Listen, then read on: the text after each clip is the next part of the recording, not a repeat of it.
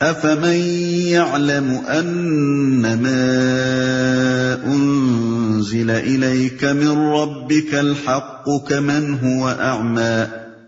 إِنَّمَا يَتَذَكَّرُ أُولُو الْأَلْبَابِ۔ بھلا یہ کس طرح ممکن ہے کہ وہ شخص جو تمہارے رب کی اس کتاب کو جو اس نے تم پر نازل کی ہے حق جانتا ہے، اور وہ شخص جو اس حقیقت کی طرف سے اندھا ہے، دونوں یکساں ہو جائیں؟ نصیحت تو دانش مند لوگ ہی قبول کیا کرتے ہیں۔ دونوں یکساں ہو جائیں یعنی نہ دنیا میں ان دونوں کا رویہ یکساں ہو سکتا ہے اور نہ آخرت میں ان کا انجام یکساں۔ نصیحت تو دانش مند لوگ ہی قبول کیا کرتے ہیں، یعنی خدا کی بھیجی ہوئی اس تعلیم اور خدا کے رسول کی اس دعوت کو جو لوگ قبول کیا کرتے ہیں وہ عقل کے اندھے نہیں بلکہ ہوش گوش رکھنے والے بیدار مغز لوگ ہی ہوتے ہیں، اور پھر دنیا میں ان کی سیرت و کردار کا وہ رنگ اور آخرت میں ان کا وہ انجام ہوتا ہے جو بعد کی آیتوں میں بیان ہوا ہے۔ الذين يوفون بعهد الله ولا ينقضون الميثاق، اور ان کا طرز عمل یہ ہوتا ہے کہ اللہ کے ساتھ اپنے عہد کو پورا کرتے ہیں، اسے مضبوط باندھنے کے بعد توڑ نہیں ڈالتے۔ اس سے مراد وہ ازلی عہد ہے جو اللہ تعالیٰ نے ابتدائے آفرینش میں تمام انسانوں سے لیا تھا کہ وہ صرف اسی کی بندگی کریں گے۔ یہ عہد ہر انسان سے لیا گیا ہے، ہر ایک کی فطرت میں مضمر ہے، اور اسی وقت پختہ ہو جاتا ہے جب آدمی اللہ تعالیٰ کی تخلیق سے وجود میں آتا اور اس کی ربوبیت سے پرورش پاتا ہے۔ خدا کے رزق سے پلنا، اس کی پیدا کی ہوئی چیزوں سے کام لینا اور اس کی بخشی ہوئی قوتوں کو استعمال کرنا آپ سے آپ انسان کو خدا کے ساتھ ایک میثاق بندگی میں باندھ دیتا ہے،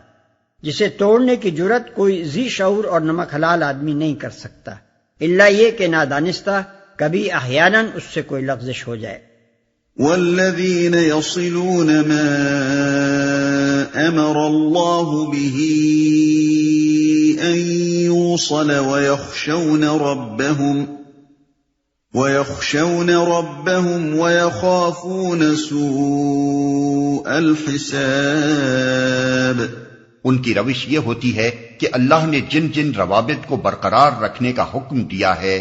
انہیں برقرار رکھتے ہیں، اپنے رب سے ڈرتے ہیں اور اس بات کا خوف رکھتے ہیں کہ کہیں ان سے بری طرح حساب نہ لیا جائے۔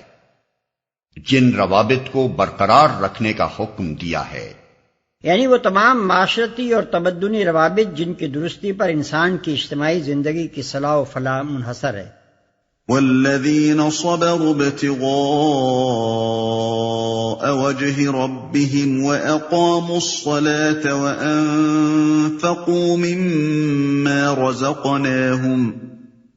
وأنفقوا مما رزقناهم سرا وعلانية ويدرؤون بالحسنة السيئة أولئك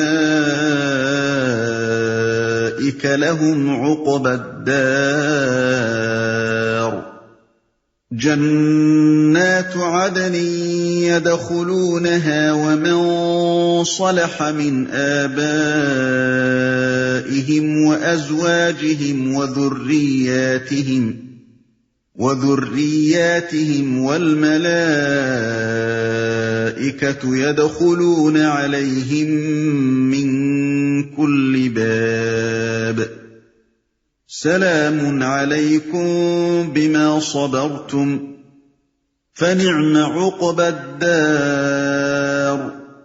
ان کا حال یہ ہوتا ہے کہ اپنے رب کی رضا کے لیے صبر سے کام لیتے ہیں، نماز قائم کرتے ہیں، ہمارے دیے ہوئے رزق میں سے علانیہ اور پوشیدہ خرچ کرتے ہیں اور برائی کو بھلائی سے دفع کرتے ہیں۔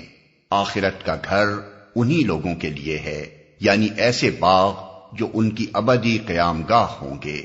وہ خود بھی ان میں داخل ہوں گے اور ان کے آباء و اجداد اور ان کی بیویوں اور ان کی اولاد میں سے جو جو صالح ہیں وہ بھی ان کے ساتھ وہاں جائیں گے۔ ملائکہ ہر طرف سے ان کے استقبال کے لیے آئیں گے اور ان سے کہیں گے کہ تم پر سلامتی ہے، تم نے دنیا میں جس طرح صبر سے کام لیا اس کی بدولت آج تم اس کے مستحق ہوئے ہو، پس کیا ہی خوب ہے یہ آخرت کا گھر۔ صبر سے کام لیتے ہیں، انہیں اپنی خواہشات کو قابو میں رکھتے ہیں، اپنے جذبات اور میلانات کو حدود کا پابند بناتے ہیں، خدا کی نافرمانی میں جن جن فائدوں اور لذتوں کا لالچ نظر آتا ہے انہیں دیکھ کر پھسل نہیں جاتے، اور خدا کی فرما برداری میں جن جن نقصانات اور تکلیفوں کا اندیشہ ہوتا ہے انہیں برداشت کر لے جاتے ہیں۔ اس لحاظ سے مومن کی پوری زندگی در حقیقت صبر کی زندگی ہے، کیونکہ وہ رضائے الہی کی امید پر اور آخرت کے پائیدار نتائج کی توقع پر اس دنیا میں ضبط نفس سے کام لیتا ہے اور گناہ کی جانب نفس کے ہر میلان کا صبر کے ساتھ مقابلہ کرتا ہے۔ برائی کو بھلائی سے دفع کرتے ہیں، یعنی وہ بدی کے مقابلے میں بدی نہیں بلکہ نیکی کرتے ہیں، وہ شر کا مقابلہ شر سے نہیں بلکہ خیر ہی سے کرتے ہیں، کوئی ان پر خواہ کتنا ہی ظلم کرے وہ جواب میں ظلم نہیں بلکہ انصاف ہی کرتے ہیں، کوئی ان کے خلاف کتنا ہی جھوٹ بولے وہ جواب میں سچ ہی بولتے ہیں، کوئی ان سے خواہ کتنی ہی خیانت کرے وہ جواب میں دیانت ہی سے کام لیتے ہیں۔ اسی معنی میں ہے وہ حدیث جس میں حضور اکرم صلی اللہ علیہ وسلم نے فرمایا، تم اپنے طرز عمل کو لوگوں کے طرز عمل کا تابع بنا کر نہ رکھو۔ یہ کہنا غلط ہے کہ اگر لوگ بھلائی کریں گے تو ہم بھلائی کریں گے اور لوگ ظلم کریں گے تو ہم بھی ظلم کریں گے۔ تم اپنے نفس کو ایک قاعدے کا پابند بناؤ، اگر لوگ نیکی کریں تو تم نیکی کرو اور اگر لوگ تم سے بدسلوکی کریں تو تم ظلم نہ کرو۔ اسی معنی میں وہ حدیث جس میں حضور اکرم صلی اللہ علیہ وسلم نے فرمایا کہ میرے رب نے مجھے 9 باتوں کا حکم دیا ہے، اور ان میں سے 4 باتیں آپ نے یہ فرمائیں کہ میں خواہ کسی سے خوش ہوں یا ناراض ہر حالت میں انصاف کی بات کہوں، جو میرا حق مارے میں اس کا حق ادا کروں، جو مجھے محروم کرے میں اس کو عطا کروں، اور جو مجھ پر ظلم کرے میں اس کو معاف کر دوں۔ اور اسی معنی میں ہے وہ حدیث جس میں حضور صلی اللہ علیہ وسلم نے فرمایا کہ جو تجھ سے خیانت کرے تو اس سے خیانت نہ کر۔ اور اسی معنی میں ہے حضرت عمر رضی اللہ عنہ کا یہ قول کہ جو شخص تیرے ساتھ معاملہ کرنے میں خدا سے نہیں ڈرتا اس کو سزا دینے کی بہترین صورت یہ ہے کہ تو اس کے ساتھ خدا سے ڈرتے ہوئے معاملہ کر۔ تم پر سلامتی ہے۔ اس کا مطلب صرف یہی نہیں ہے کہ ملائکہ ہر طرف سے آ کر ان کو سلام کریں گے، بلکہ یہ بھی ہے کہ ملائکہ ان کو اس بات کی خوشخبری دیں گے کہ اب تم ایسی جگہ آ گئے ہو جہاں تمہارے لیے سلامتی ہی سلامتی ہے، اب یہاں تم ہر آفت سے، ہر تکلیف سے، ہر مشقت سے اور ہر خطرے اور اندیشے سے محفوظ ہو۔ والذین ينقضون عهد الله من بعد ميثاقه ويقطعون ما أمر الله به أن يوصل ويفسدون في الأرض أولئك لهم اللعنة ولهم سوء الدار۔ رہے وہ لوگ جو اللہ کے عہد کو مضبوط باندھ لینے کے بعد توڑ ڈالتے ہیں، جو ان رابطوں کو کاٹتے ہیں جنہیں اللہ نے جوڑنے کا حکم دیا ہے، اور جو زمین میں فساد پھیلاتے ہیں وہ لعنت کے مستحق ہیں، اور ان کے لیے آخرت میں بہت برا ٹھکانہ ہے۔ اللہ يبسط الرزق لمن يشاء ويقدر وفرحوا بالحياة الدنيا وما الحياة الدنيا في الآخرة إلا متاع۔ اللہ جس کو چاہتا ہے رزق کی فراخی بخشتا ہے اور جسے چاہتا ہے نپا تلا رزق دیتا ہے۔ یہ لوگ دنیاوی زندگی میں مگن ہیں، حالانکہ دنیا کی زندگی آخرت کے مقابلے میں ایک متاع قلیل کے سوا کچھ بھی نہیں۔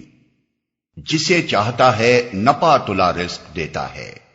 اس آیت کا پس منظر یہ ہے کہ عام جوہلا کی طرح کفار مکہ بھی عقیدہ و عمل کے حسن و قباح کو دیکھنے کے بجائے